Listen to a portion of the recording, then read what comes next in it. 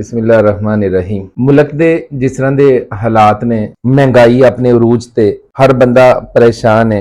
कुछ ना मामलात ते साडे कोलों भी गलत ने ना। एक बड़ी मारूफ हदीस है, इब्ने माजा दे अंदर मौजूद है।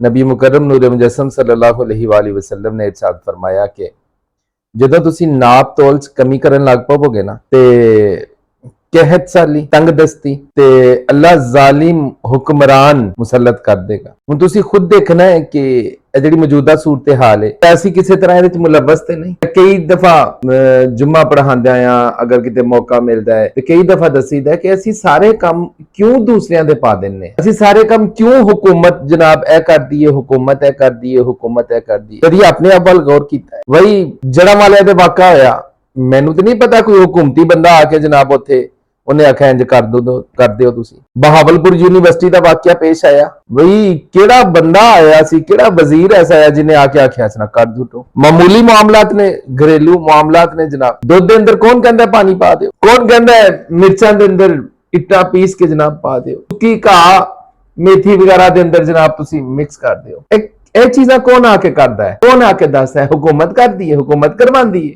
बेशुमार लोग ने जनाब, जारी गल है बिजली का बड़ा मामला है, हुकूमत इस तरह कर रही है जनाब, बिजली के बिलों के ज्यादती कर रही है। ठीक है, बिल्कुल ज्यादती कर रही है, नहीं करना चाहिए, लेकिन तुहानू भी पता है बेशुमार लोग ऐसे ने कुंडियां पाइया ने। अल्लाह करे कोई ऐसा दा सिस्टम आए, कुंडी सिस्टम खत्म होए, जिन्नी देर तक यह सिस्टम ऐसा दा चोरी का रहेगा, मामला इस तरह रहने। चलो सारे मामलात ने, लेकिन मैं एक मशवरा दे रहा, वापस पलटो अल्लाह रसूल वाल, वापस आ जाओ। असी मुसलमान हाँ, अल्हम्दुलिल्लाह मुसलमान आ।